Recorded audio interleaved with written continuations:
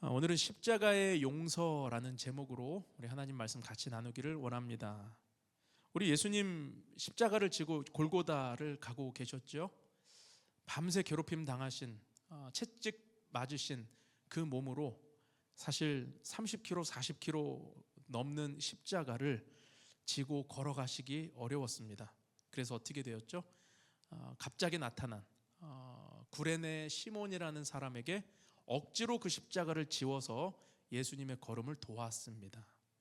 그리고 우리는 또 그 십자가의 길에서 누구를 만나게 되냐면 가슴을 치며 울며 따라가는 여인들을 만나게 되었습니다.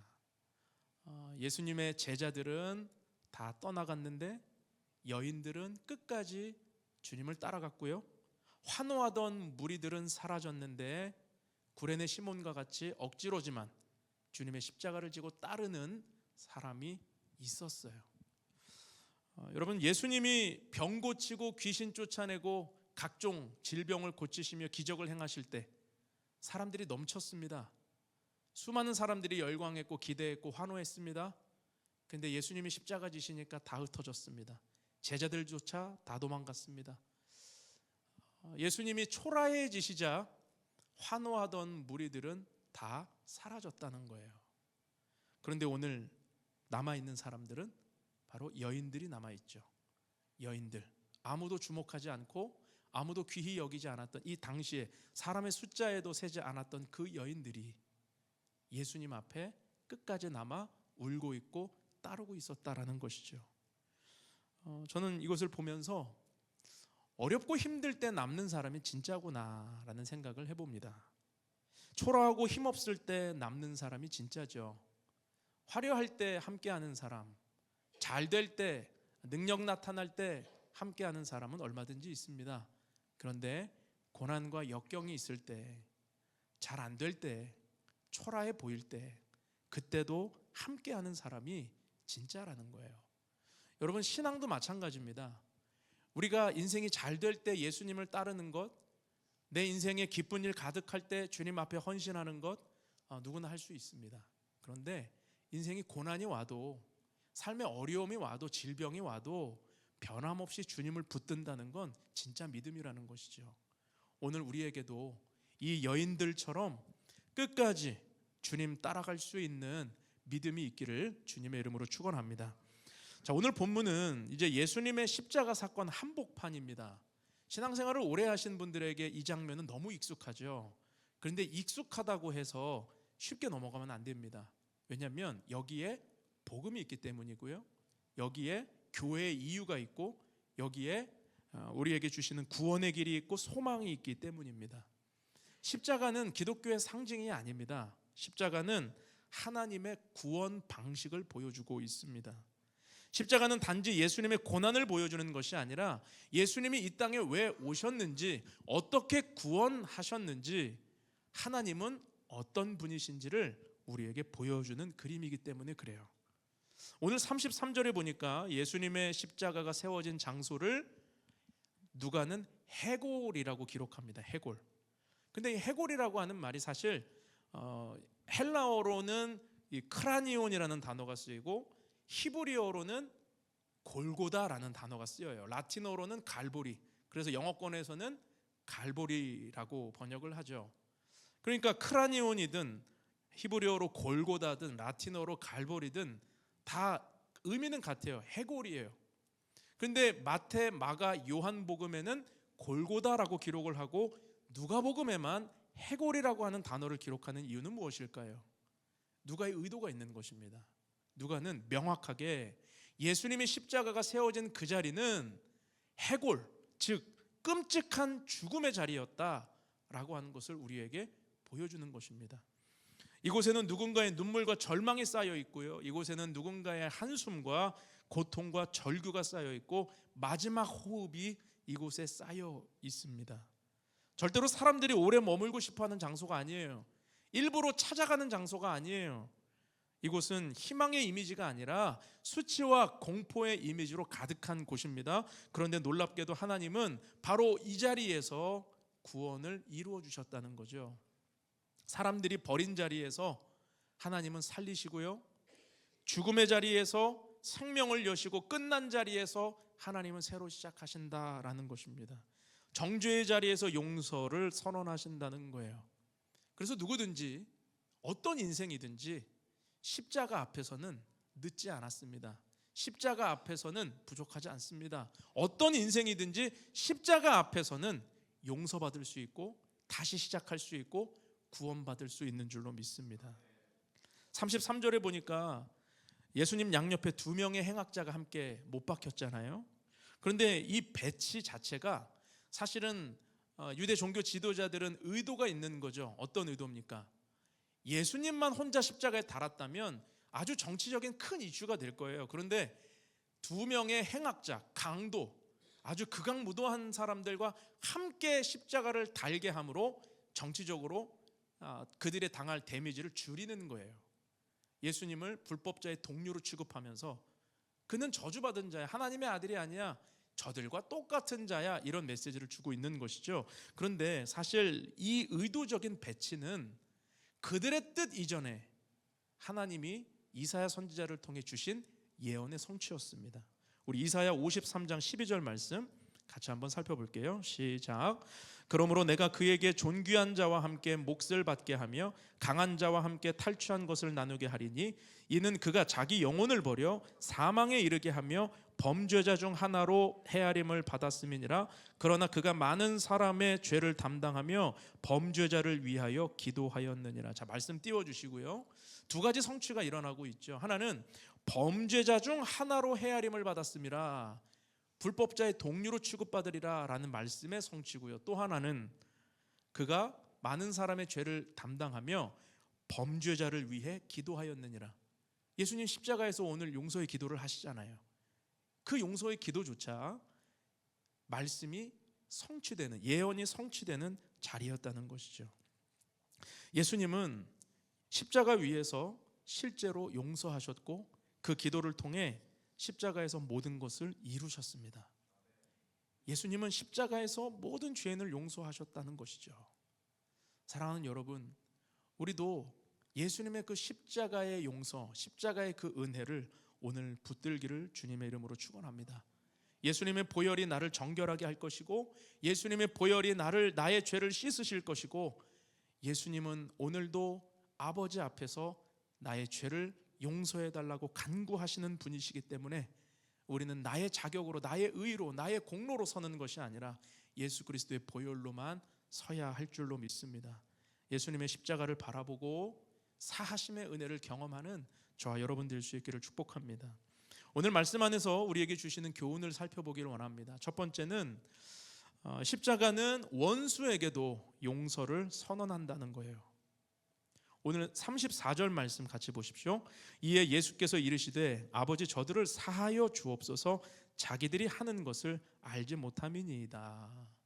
아버지여 저들을 사하여 주옵소서. 그런데 예수님이 저들이라고 하는 그 대상은 누굽니까? 예수님을 못 박은 사람들이에요?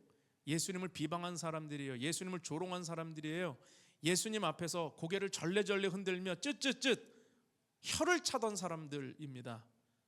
너 자신부터 구원해봐라 라고 예수님 앞에 떠들었던 자들입니다. 어떻게 보면 예수님에게 원수와 같은 자들 아니에요? 예수님에게 실제적인 해를 끼치고 있는 자들, 모함하는 자들, 억울한 누명 씌운 자들. 그런데 주님은 그들의 죄를 아버지께 사해달라고 간구하셨다는 거죠. 예수님은 자기를 조롱하는 자들을 향해 분노하지 않으시고요, 예수님은 자기를 못 박는 자들을 심판하거나 저주하지 않으시고 그들을 용서하셨습니다. 여러분, 우리는 살면서 작은 말 한마디만 우리가 잘못 들어도 며칠을 고생하고, 아니 몇 년을 고생하는 경우도 있지요. 나를 모함하고 힘들게 하는 사람, 그 사람만 생각하면 분노가 가라앉지 않고 화가 자다가도 벌떡벌떡 일어날 만큼 주체할 수 없이 화나는 경우 많이 있지 않습니까? 그런데 결국 그 감정에 우리가 매이다 보면 어떻게 되죠? 마음이 굳어져요. 마음이 굳어집니다. 그런데 오늘 예수님은요, 십자가에서 마음이 굳어질 만도 하신데 마음이 굳어지지 않으시죠? 예수님은 자신이 당하고 있는 그 고통이 예수님의 그 사랑을 꺼뜨리지 못했다는 거예요. 모욕이 자비를 막지 못했고 죽음이 용서를 가로막지 못했다는 것입니다. 우리는 이 장면을 깊이 생각해야 됩니다. 예수님의 용서는 사랑 그 자체셨어요. 예수님은 추상적인 사랑을 하신 게 아닙니다. 예수님은 실제적인 사랑, 용서하는 사랑을 하셨습니다. 그런데 예수님이 이렇게 용서의 삶을 사신 것은 사실 누가복음 6장에 보면 예수님은 가르치신 대로 사신 거거든요. 우리 누가복음 6장 27절 28절을 보면 예수님이 원수에 대해서 어떻게 해야 될지 이렇게 말씀하십니다. 그러나 너희 듣는 자에게 내가 이르노니 너희 원수를 사랑하며 너희를 미워하는 자를 선대하며 너희를 저주하는 자를 위하여 축복하며 너희를 모욕하는 자를 위하여 기도하라. 누가복음 6장의 사역 초기예요. 예수님이 이 말씀을 하시는 거예요. 원수를 사랑하고 선대하고 그를 저주하지 말고 축복하고 그를 위하여 기도하라. 이 말씀 들었을 때 제자들뿐만 아니라 무리들은 놀랬을 거예요. 어떻게 그럴 수 있는지 의문스러웠을 거예요. 그런데 십자가 위에서 이것이 풀어지는 것입니다. 예수님은 멋진 말, 멋진 메시지, 멋진 교훈을 막 던지시고 자기는 뒤로 빠지시는 분이 아닙니다. 예수님은 말씀하신 대로 사셨고 가르치신 대로 사셨습니다. 십자가 위에서 원수조차도 품으시는 그 용서의 사랑으로 많은 이들에게 예수님이 사랑이시라고 하는, 실제적인 사랑이시라고 하는 것을 우리에게 보여주시는 것이죠. 여러분, 이것이 왜 중요할까요? 예수님이 가르치신 대로 사셨다라는 게 왜 중요할까요? 우리가 예수님의 말씀을 신뢰할 수 있는 이유이기 때문에 그렇습니다. 만약에 예수님이 멋진 말만 내뱉으시고 멋진 가르침만 주시고 한 번도 그렇게 지키신 적 없이 이 땅에 공생애를 마치셨다면 그런 예수님을 우리가 어떻게 신뢰하겠습니까? 그런데 예수님은 말씀하신 대로 가르치신 대로 사셨기에 오늘 예수님의 말씀을 우리가 믿을 수 있고 그 말씀을 신뢰함으로 걸어갈 수 있는 것이죠. 또한 이것은 우리 믿는 자에게 용서가 얼마나 넓어야 하는지를 또한 우리에게 보여주고 있는 것입니다. 여러분, 용서는 나에게 나이스하고 괜찮은 사람에게만 베푸는 게 아니고요, 용서는 나에게 찾아와서 잘못했다고 싹싹 비는 사람에게만 용서해 주는 것이 아니라 용서는 괜찮지 않은 사람, 심지어 원수까지도 그의 영혼을 향해 주님이 용서를 선언하셨다는 것을 우리가 인정하고 받아들이는 거예요. 힘듭니다. 어렵습니다. 그런데 나를 용서하신 주님은 나의 원수도 용서하셨다라는 이 사실 받아들일 때 우리의 용서의 품이 넓어지게 된다는 거죠. 사도행전 7장을 보면 스데반 집사가 돌에 맞아 죽을 때의 장면이 나옵니다. 복음 전했습니다. 그런데 찔렸던 무리들이 스데반을 향하여 돌을 던졌습니다. 스데반은 그 돌에 맞아 죽지요. 그런데 자신을 향해 돌을 던지는 그들을 용서하고 죽어요. 어떻게 이게 가능한 일입니까? 어떻게 이럴 수가 있는 것입니까? 스데반은 자기 의로 용서한 것이 아니라 예수를 바라보고 예수님의 십자가를 통해 용서할 수 있었다라는 것입니다. 우리 사도행전 7장 59절에서 60절 말씀 볼게요. 그들이 돌로 스데반을 치니 스데반이 부르짖어 이르되 주 예수여 내 영혼을 받으시옵소서 하고 무릎을 꿇고 크게 불러 이르되 주여 이 죄를 그들에게 돌리지 마옵소서, 이 말을 하고 자니라. 스데반은 자신을 향해 돌 던지는 사람, 자신을 죽이려고 하는 그 사람들을 향해 예수님의 십자가의 용서를 붙들었습니다. 여러분, 우리도 마찬가지입니다. 내 성품으로는 몇 명이나 용서할 수 있겠습니까? 내 어떤 품으로 누구를 용서할 수 있겠습니까? 우리는 예수님의 십자가를 붙들므로 용서라고 하는 방향이 세워져야 합니다. 우리의 삶에 더 이상 감정이 주인이 되지 않고 원한이 주인이 되지 않고 상처가 주인이 되지 않고 복수가 목적이 되지 않으려면 오늘 우리는 십자가 붙들어야 됩니다. 십자가의 용서를 붙들고 나의 의로는 못하지만 주님의 의로 그 용서를 경험하게 하옵소서. 우리가 정직하게 기도할 때 우리의 삶에 놀라운 은혜가 나타나게 될 줄로 믿습니다. 여러분, 살면서 이런저런 상처 받으시죠? 상처 없는 인생이 어디 있습니까? 사람에게 상처받고 특별히 가까운 사람에게 받는 상처 참 씻을 수 없죠. 힘듭니다. 그런데 그때 우리가 기억해야 되는 것은 예수님의 십자가예요. 그 십자가를 붙들면 그 십자가가 우리를 새롭게 하실 것이고, 그 십자가 붙들면 우리의 감정에 예수님이 주인이 되어 주실 것이고, 십자가 붙들면 내가 할 수 없는 용서의 자리까지 주님이 우리를 인도해 주실 줄 믿습니다.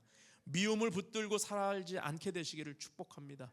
원한을 묵상하고 살지 않게 되기를 축원합니다. 오늘 우리는 주님 앞에 이렇게 기도해야 되지 않을까요?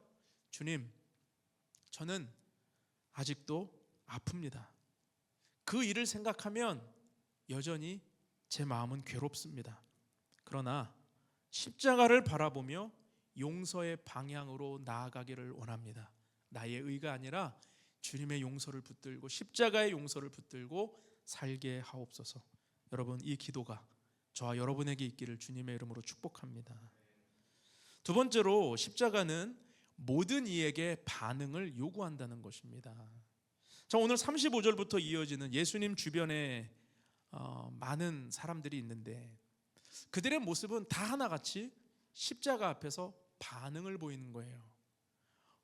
오늘 관리들이 있고 군인들이 있고 구경하는 백성들이 있고 예수님 양옆에 행악자들도 있어요. 근데 이들은 하나같이 다 어떤 반응을 하고 있습니다. 근데 사실 이들의 공통점은 뭐죠? 예수님 가까이에 있었다는 거죠. 근데 예수님의 가까이에 있지만 믿음의 반응을 하는 게 아니라 악한 반응을 하고 있습니다. 그들은 십자가 앞에서 어떤 반응을 하죠? 너 자신부터 구원해봐라. 십자가에서 내려와봐라. 너 자신부터 능력을 보여봐라. 네가 그리스도라며, 구원자라며, 자기는 구원하지 못하면서 무슨 구원자냐? 라는 비방으로 능력을 보여라. 너 자신을 증명하라. 예수님께 반응하고 있다는 거죠. 여러분, 그런데 이것이 죄악된 인간이 하나님 앞에 보이는 요구하는 방식이에요. 하나님을 믿고 순종하는 것이 아니라 하나님을 시험합니다. 인간은 죄악된 마음이 하나님을 늘 시험해요. 그러니까 하나님의 말씀에 나를 맞추는 삶이 아니라 내 기준에 하나님을 맞추려고 합니다. 그래서 십자가 주변에 있던 사람들 다 자기 방식대로 요구하는 거예요. 구원을 요구하고 있는 거예요.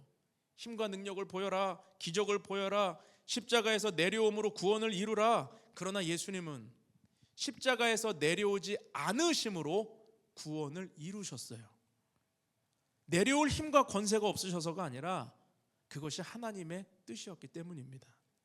사람들은 눈앞에서 못을 빼고 예수님이 천군 천사와 함께 십자가에 내려와서 당장이라도 뭔가 능력을 보여주기를 원했지만 예수님은 끝까지 십자가를 참으심으로, 십자가를 지심으로 순종을 통해 구원을 이루셨습니다. 여러분, 우리는 이 차이를 보아야 돼요. 우리는 종종 하나님의 능력을 너무 좁게 생각합니다. 그래서 하나님의 선하심을 어디에 맞춰요? 능력에 맞춰요. 하나님이 내 문제를 해결해 주셔야 선하시다고 인정해요. 하나님이 즉각적으로 무언가를 길을 열어주셔야 하나님 나 사랑한다고 생각해요. 상황이 바로 역전되어야만 하나님이 일하시고 있다고 인정을 해요. 좁은 하나님을 좁게 여기는 것입니다. 물론 하나님은 그렇게 일할 때도 있으시지만 하나님은 다르게 일하실 때도 많아요. 하나님은 모세와 이스라엘 백성들을 홍해를 가르시는 기적을 통해 그 길을 걸어가게 하시는 분이기도 하지만 40년이라는 시간 광야를 돌게 하시는 분이기도 해요.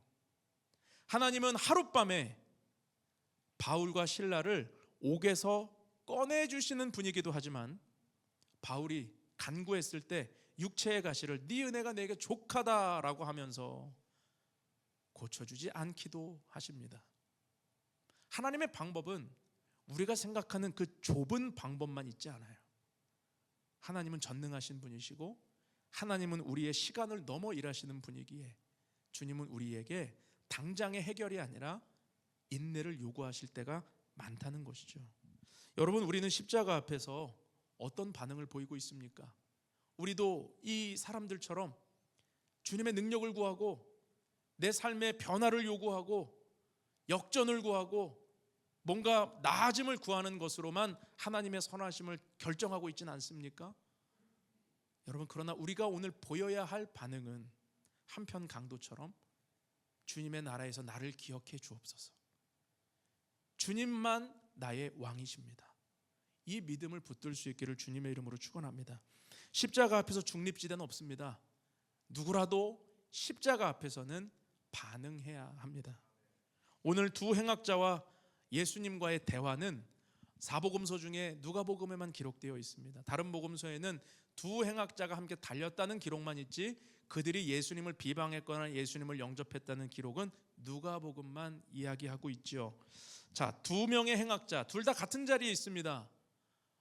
그들 이 십자가라고 하는 형벌이 사실 질식사하는 형벌이에요.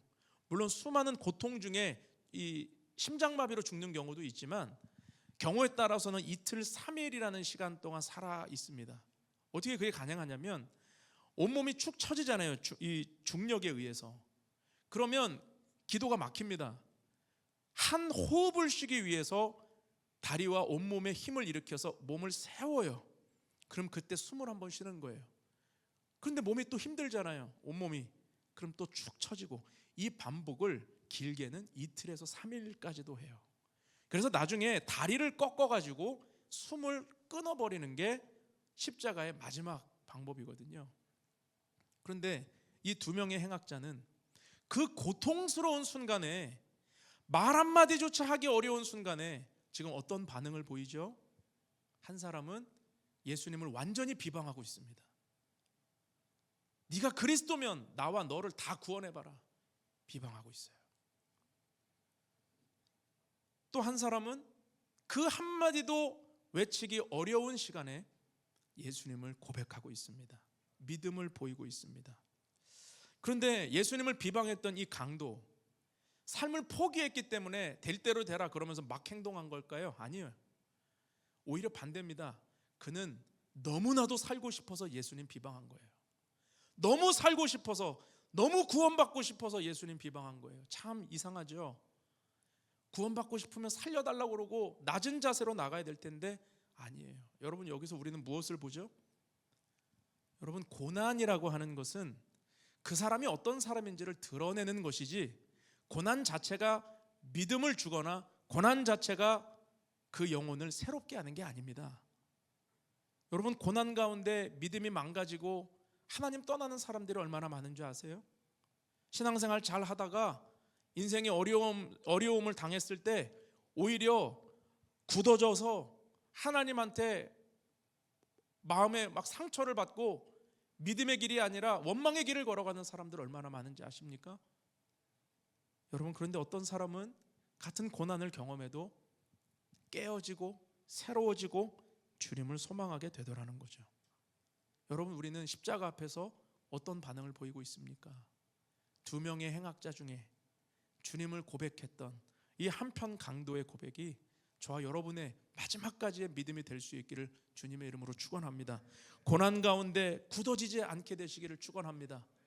고난을 허락하신 주님을 원망하지 말고 오히려 그 자리에서 내가 깨어지고 주님을 더 소망하고 주님 앞에 나아갈 수 있기를 축복합니다. 마지막 메시지는 십자가는 믿음으로 붙들 때 실제가 된다라는 것입니다.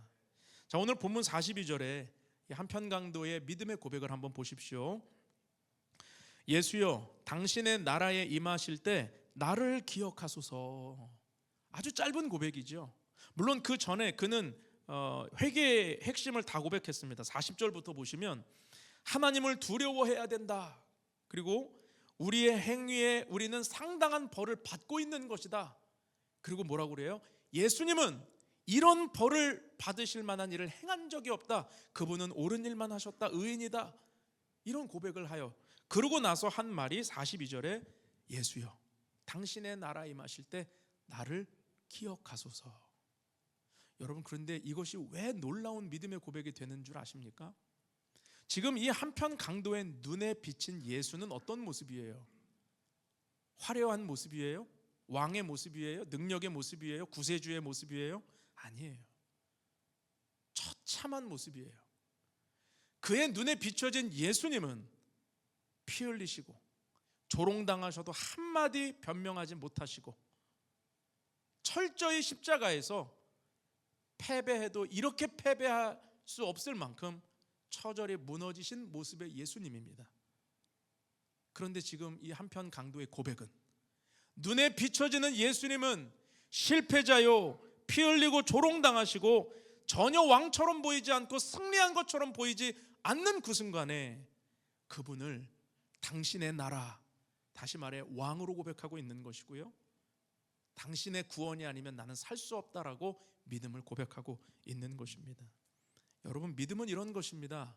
믿음은 눈에 보이는 대로 믿는 것이 아니라 보이지 않아도 말씀대로 믿는 것이 진짜 믿음이에요.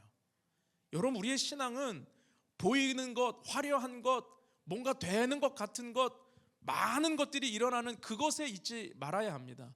우리의 믿음은 보이지 않아도, 만져지지 않아도, 느껴지지 않아도 주님의 말씀이라면 오늘 내 삶에 실제가 될 수 있다라고 하는 이거 믿는 거예요. 그래서 예수님을 보는 것으로 믿는 것이 아니라, 많은 사람들이 지금 예수님의 처참한 모습을 봄으로 예수님을 비방하고 예수님을 조롱했지만, 이 행악자만큼은 예수님을 눈에 보이는 대로 판단하지 않고 그분의 말씀, 그분의 가르치심, 그리고 십자가 위에서도 원수를 용서하시는 그분의 성품을 보고 그 행악자는 예수님을 고백하고 있는 것입니다. 여러분, 우리에게도 이런 믿음이 나타날 수 있기를 축복합니다. 행악자의 기도는요, 너무 짧고 단순한 기도였어요. 그러나 그는 무엇보다 깊은 기도를 드렸습니다. 많은 사람들이 당장의 변화를 요구했죠. 당장 내려와라, 당장 구원해라, 당장 해결해라. 그런데 이 행악자는 자신의 신변의 안정에 대해 단 한마디도 고백하지 않습니다. 나 꺼내주세요, 나 내려주세요, 나 풀어주세요 라고 고백하지 않습니다. 그는 그보다 더 근본적인 것을 구해요. 당신의 나라에 임할 때 나를 기억하소서. 여러분, 성경에서 하나님이 기억하신다라고 하는 말은 무엇입니까? 언약을 기억한다는 거예요. 언약을 기억함으로 그에게는 어떤 자격도 없고 어떤 조건도 없지만 그 언약 때문에 누구든지 예수 믿으면 멸망치 않고 영생을 얻게 하려 함이라. 이 언약을 기억하심으로 그 영혼을 주님이 받으신 줄로 믿습니다. 여러분, 구원받는 믿음은 다른 것이 아닙니다. 대단하고 화려한 수식어가 아닙니다.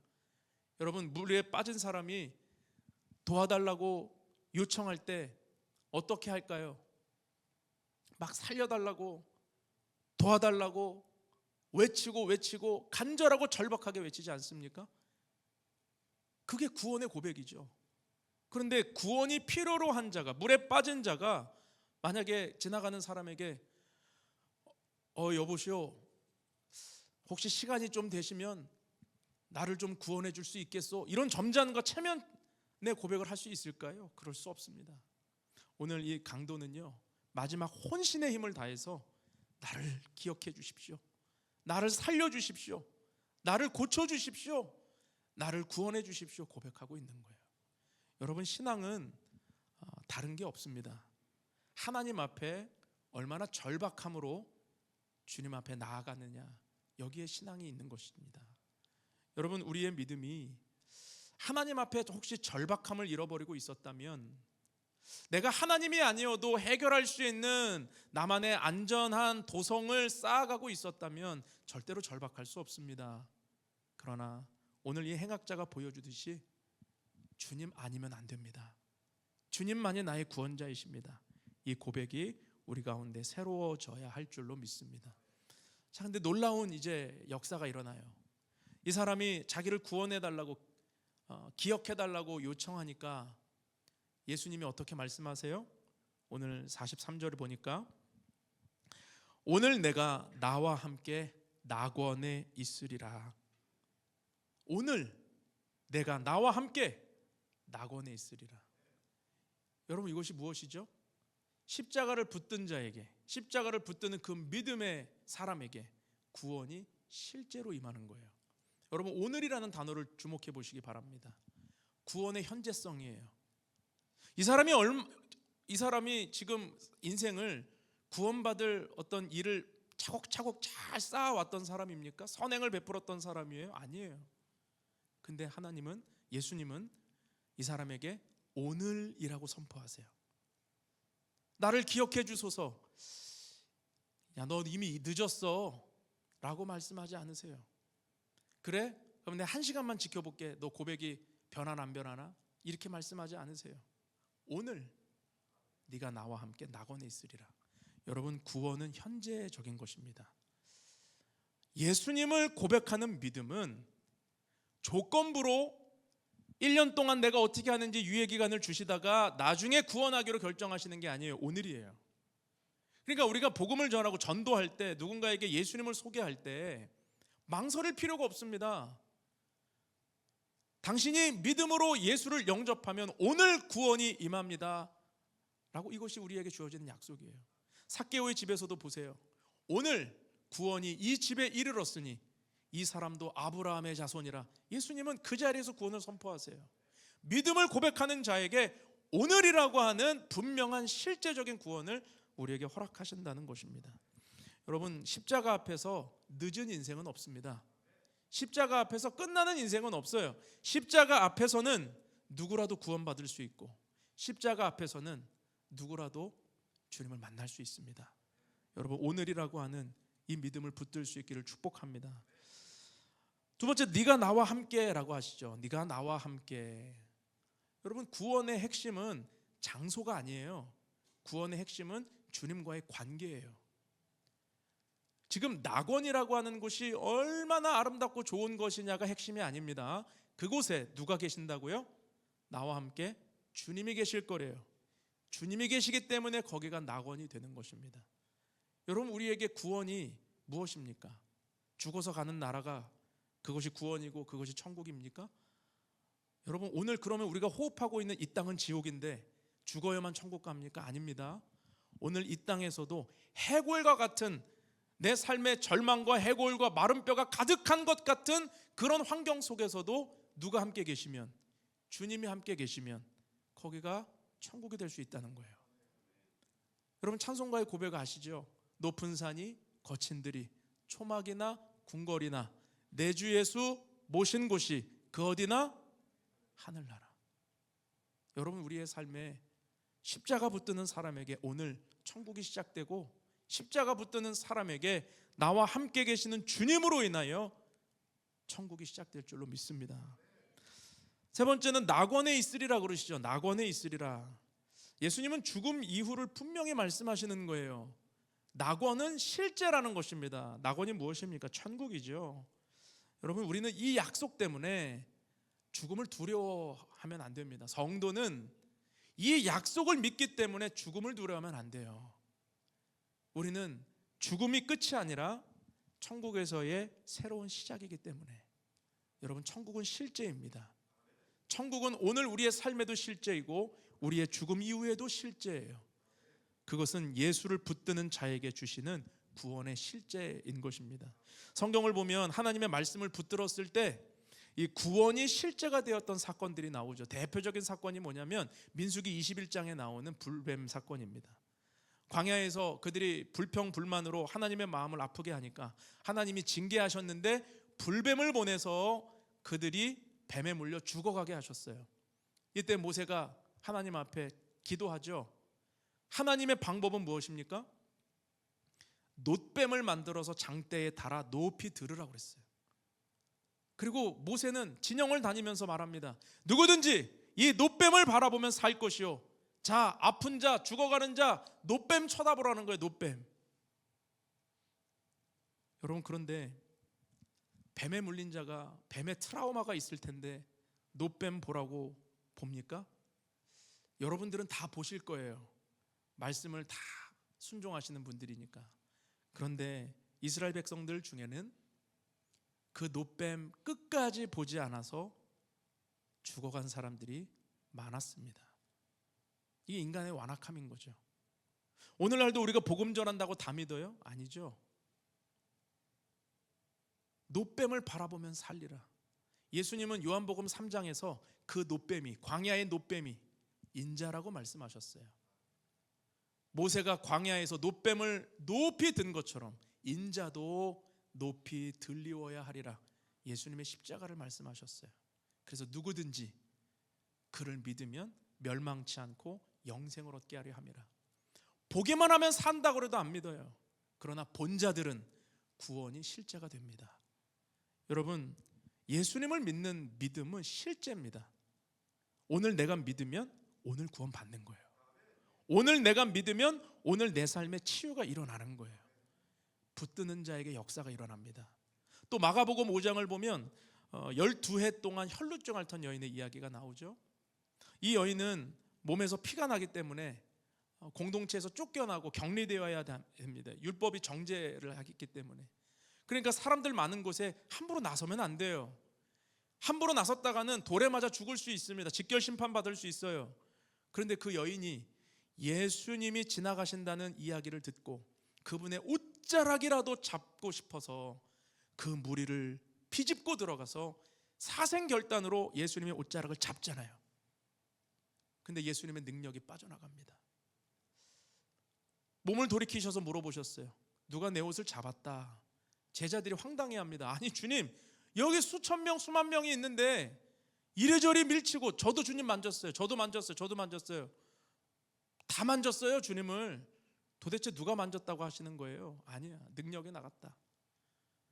그리고 그 여인이 두렵고 떨리는 마음으로 주님 앞에 엎드리잖아요. 그때 예수님이 그 여인의 믿음을 보시면서 네가 치유받은 것을 기뻐한다고만 말씀하지 않으시고 이렇게 말씀하세요. 우리 마가복음 5장 34절, 예수께서 이르시되 따라 내 믿음이 너를 구원하였으니 평안히 가라, 내 병에서 놓여 건강할지어다. 여러분, 예수님의 옷자락을 만졌던 그 여인의 믿음은 구원의 실제가 된 겁니다. 붙드는 자에게 실제적인 구원이 임했어요. 중요한 것은 붙드는 믿음이에요. 예수님을 소문으로 들었던 사람들 아무리 예수님 터치해도 변화 나타나지 않았습니다. 그러나 믿음으로 붙든 그 한 사람이 기적을 경험하고 구원을 받게 되었다는 것이죠. 오늘도 마찬가지입니다. 예수님 십자가 주변에 이러저러 사람들 많았어요. 그러나 예수님의 십자가를 경험한, 예수님의 십자가 앞에 구원의 실제를 경험한 사람은 이 행악자 한 사람입니다. 여러분, 오늘 우리도 마찬가지죠. 우리의 삶이 힘들고 어려워도 예수님을 붙드는 믿음이 실제가 되면 오늘 역사가 일어나게 될 줄 믿습니다. 여러분, 삶에 어려울 때, 죄책감이 짓누를 때, 과거의 실패가 발목 잡을 때, 주변에 모함과 어려움이 있을 때 예수님의 십자가 붙들 수 있기를 축복합니다. 그 십자가의 능력으로 오늘 일어나십시오. 오늘 우리가 성찬의 테이블에서 그 십자가의 능력을 경험하기 원합니다. 주님의 떡과 주님의 잔이 주님의 살과 피를 상징하는데 그 상징이 본질이 되어서 우리의 삶에 놀라운 역사가 일어나는 은혜의 시간이 될 수 있기를 바랍니다. 십자가는 과거의 사건이 아니에요. 믿음으로 붙들 때 오늘의 능력이 될 것입니다. 그 십자가의 능력으로 우리 가정이 살아나고 우리 교회가 살아나고 이 땅이 살아나고 죽어가는 영혼들이 살아날 수 있는 에스겔의 마른 뼈 골짜기와 같은 곳이 하나님의 생기로 가득하여 군대가 될 수 있는 그런 은혜가 우리의 삶에 나타나기를 축복합니다. 함께 기도하겠습니다. 여러분, 눈을 감고 오늘 함께 기도할 때 십자가의 능력이 우리의 삶에 얼마나 실제로 다가오고 있는지 우리 점검해 보기를 원합니다. 많은 사람들이 예수님 따랐습니다. 그런데 믿음을 경험하고 구원의 실제를 경험한 사람은 소수였습니다. 오늘 우리도 주님 앞에 나와 예배하고 주님을 따른다 고백하는데 여전히 내 삶에 능력이 없고 여전히 내 삶에 믿음이 없다면 오늘 우리가 바라봐야 할 믿음은 바로 행악자의 믿음처럼 자격 없지만 주님 앞에 내세울 것 하나 없지만 주님, 나를 기억해 주소서, 당신의 나라가 임할 때 나를 붙드소서, 나를 구해달라고 살려달라고 외치는 고백이 아닐까요? 어떤 체면을 따지고 있습니까? 우리의 삶의 자리에서 우리는 어떤 눈치를 보고 있습니까? 절박한 마음으로 주님 앞에 서게 하옵소서, 십자가 붙들게 하옵소서, 십자가의 능력이 우리의 삶의 실제가 되게 하옵소서. 함께 기도하며 주님 앞에 나아갑시다.